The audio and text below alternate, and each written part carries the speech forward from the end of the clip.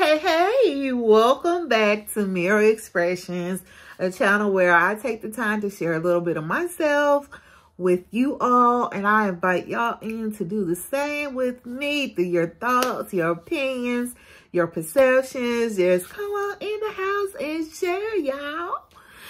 First of all, take a moment and hit that thumbs up for me, y'all, and then if you don't mind going over to hit that subscribe button. And also drop me a mirror emoji down in the chat if you have looked in a mirror today and you feel A1 with what you see looking back at you. And if not, as always, y'all, I encourage you to do what you must so that when you look in that mirror, oh yes, Kay, you are feeling fantabulous about who you see looking back at you. All right, y'all, let's go ahead and get into it. Today, we are reviewing and recapping Love is Blind. We are season 3, episode 1. And so, you know, this is just kind of the episode where things are getting started. We kind of meet some of the more poignant players. And so we'll go ahead and talk about them. And then there was one love connection, right? So we kind of meet Bartise. He's 25, an accountant. There's Raven. She's 27 and she's a Pilates teacher. SK, nice looking young man. He's 34 and he's from Nigeria. He's a data engineer. We got Colleen. She's 25 and she's a ballet dancer. Andrew, he's 29 and a consultant. We got Cole. He's 26 and he's a realtor. I kind of feel like he's the pretty boy jerk out of the bunch, so if you will. But I could be wrong about that judgment. That's just kind of what came across. We got Alexa. She's 29.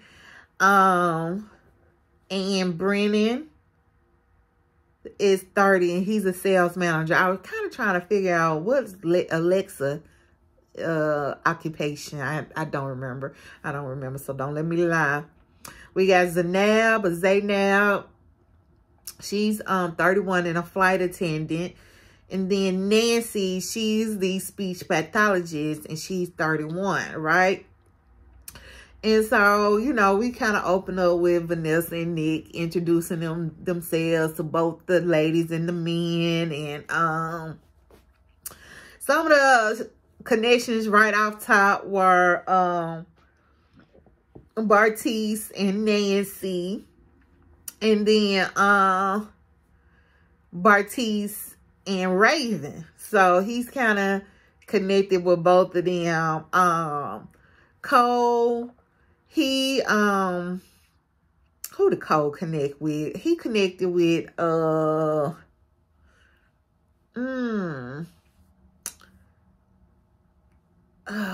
who was it? The ballerina. Who was the ballerina? I don't forget. Was that Colleen? Yeah, so yeah. He connected with Colleen. They had a connection going.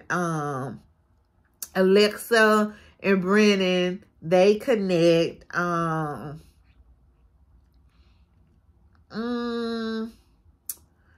me see. I already mentioned Bartise and Raven. So they had a couple of days. So they had a date. So now this is like Bartise and Raven, right? They had a day where she's the yoga instructor. And so she had like yoga balls set up or whatever. And in the pods. And so they kind of did some yoga. So she tells him, you know, that she really likes him. But that she needs to tell him something, right? And so I'm like, oh my goodness, like, what is she about to tell him? So she ends up, because, you know, the conversation turned all serious or whatnot. And she tells him, well, you know, I work in I need to tell you something. Wait a minute. I need to tell you something that is hard for a lot of guys to deal with. And she's like, on the weekends, I do service industry things that can be very challenging for me. And I'm thinking, like, what kind of service industry things you doing, girl? Especially for you to have to word it that way. You know what I'm saying? Y'all, when you find that, so of course he's just like, what? I think he asked her, well, are you stripping? And like, shoot, that was the first thing that came to my mind. It's like, either she's stripping or she a call girl. Talking about some service industry. Y'all, she talking about she do bottle service or she bartends. I was like, really? Really? I mean, maybe because I'm not a guy, but I guess some guys could be jealous of that. Because maybe there is a lot of type of flirting that goes on working for them tips. But I mean, I don't think it wouldn't be any more different than like if she was a waitress or something. I don't know. I could be wrong. What are your thoughts? What do y'all think about that? But anyway, Bartise said, you know, that doesn't bother him or whatever. So, back at the ladies' quarter, so Raven, she makes it known to them that Bartise is her number one. So she and Colleen are kind of paired up and whispering about the other girls. And so the one person they kind of talk about is Nancy, because Nancy is not saying who her top men are. Like, she's not giving the ladies anything to work on. And I was like, oh goodness, I see, girl. I couldn't say I wouldn't be the same way, baby. That's on a need to know basis, and you don't need to know. So with the other girls, though, no, they don't like that. Anyway, Nancy ends up also having a date with Bartise, right? And so she is telling him that she was an egg donor when she was back in grad school. Like, I think she said she did it over 8 times, and each time she had multiple eggs. And so she's like, yes, there's a possibility that I have hundreds of children out there running around. She's like, of course, they're not biologically mine. But she said she did sign a release that once they are 18 years of age and they want to figure out their history and where they come from, that they can look her up and meet her or whatever, and, you know, go from there. And so Bartise says, you know, he's not bothered by that. He thinks, you know, that was a good thing she did to help, you know, families that were not able or were struggling or having problems to conceive or whatever. And then he asked her, well, do you want kids? You know?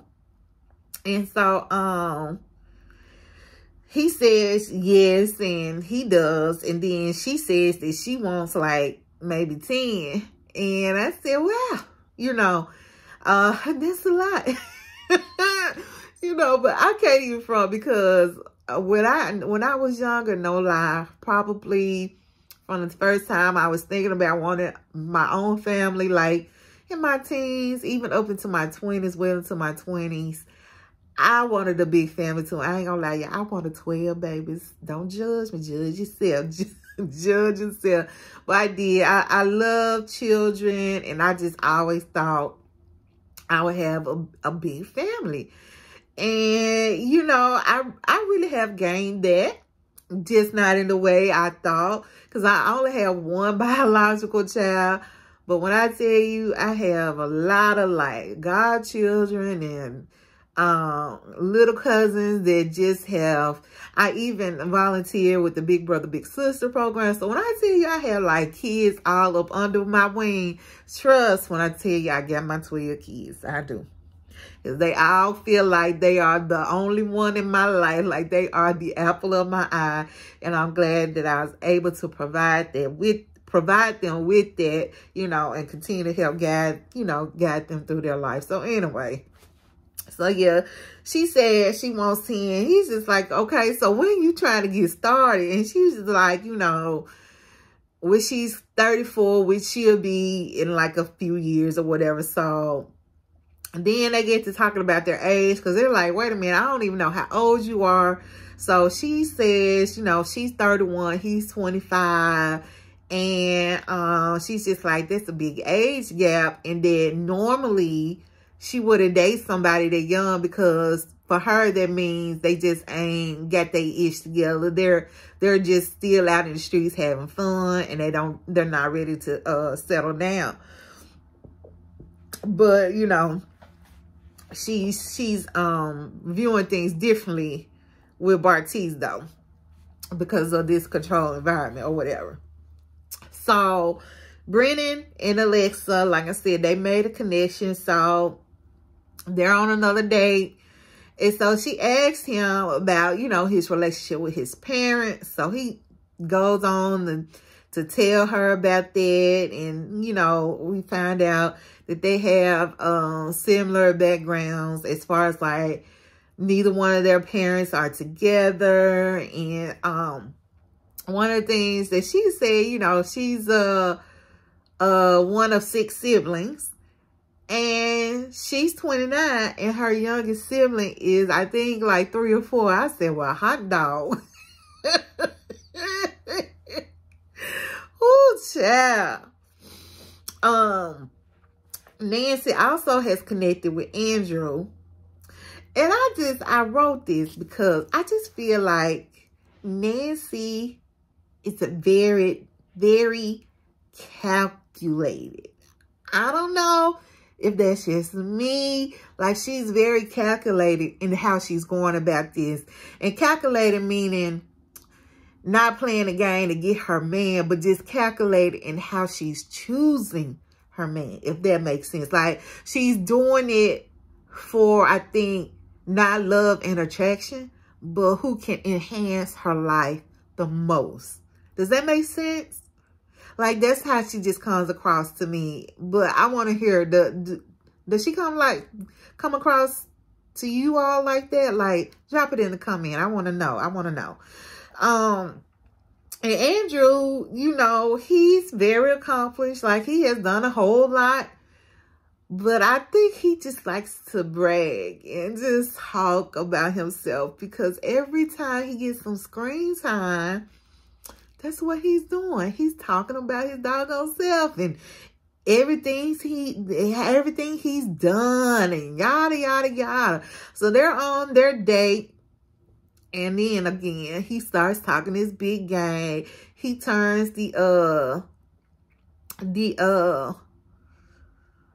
conversation towards sex, you know, saying he likes to kiss a lot, and the best sex that he's had has been transcendental.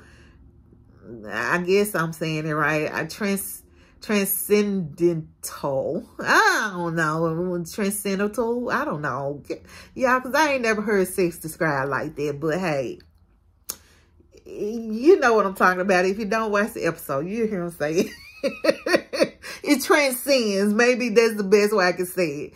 It transcends the normal experience with sex. Like, they connect on all kind of different levels. And he learned this by being with this older woman. I think he said, I think he was saying he was in Bali. And she was like 41. And she taught him all these things. And so, I was just like, oh. And all you can see is Nancy over there. Like, child, please, he ain't talking about nothing. Girl, stop. I said, I bet you get into bed with him and then it be whack as hell. Talk about he does sexual kung fu where he keeps himself from reaching his peak, and therefore he can have multiple orgasm that way, and yada yada. Yeah, it was just, I wasn't impressed. But anyway, she was all like that. So anyway, Colleen and Brennan, they end up meeting up, right? And so he doing all this sighing, and so she's just like, what's wrong? And he basically, you know, just tells her that he's found somebody else that he has a stronger connection with. And y'all, Colleen gets all upset. And she runs out crying, and her thing is that she says that she's used to that happening. Like, she feels like people only see her for her looks, But then after a couple of days, when like they start getting to know her personality, then they no longer want to continue dating her. And so, you know, she's all hurt because he was one of her top two. So, Brennan ends up getting with Alexa, right? They have another day, and you know, he's telling her about his life growing up, and you know, how he hadn't found love yet. Like, he's just kind of setting the scene for him to express his love to her, which he does. He tells her he loves her, and she ends up telling it back. Now, Alexa is the one that was kind of saying that she's overweight. She likes to eat, and so was she gonna be herself.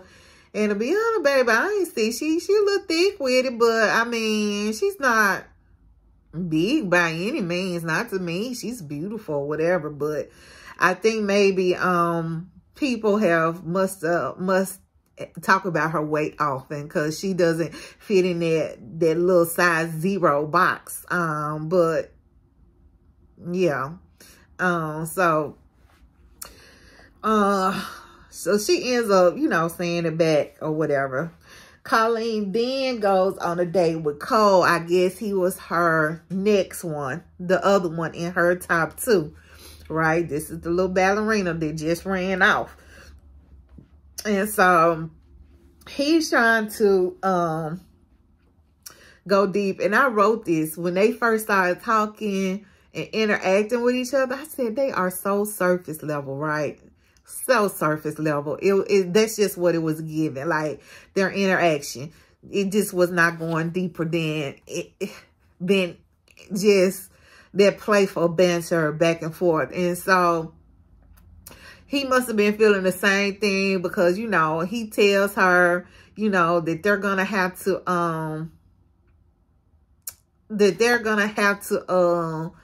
go deep. And she's just like, you know, that's not my thing. You know, she says she likes to keep things shallow and fun. And he's like, well, I don't want a shallow relationship. And I'm thinking, like, who can't dig deeper, Colleen? Like, that's your problem right there. That's why people are attracted to you. They go out with you, and then you say after a few days, when they find out your personality, they no longer want to date you, because you're not willing to go beyond that surface level as shit. You can't build a relationship on those type of things. So anyway, he's like, yeah, I don't want a shallow relationship. And so she says, I've never been attracted to that. And she said, you know, she's working on it. And he was just like, well, basically, you know, he said he's there and she's trying to get there, and he just don't think it's a good match. Like, he can't see himself marrying someone like her. So she get her feelings hurt all over again. She runs out again. And I'm just like, girl, you did it to yourself. You did it to yourself. Let me see. Brennan and Alexa, they end up having another day, and the first couple to be established. So he ends up getting on his knee, proposing to her. She says yes, and then the episode ends with them getting ready to meet each other. We see the doors open, and that was it. So yeah, I think these reviews will go a lot smoother once we get all them extra people out the way and these folks start matching and we get into the good.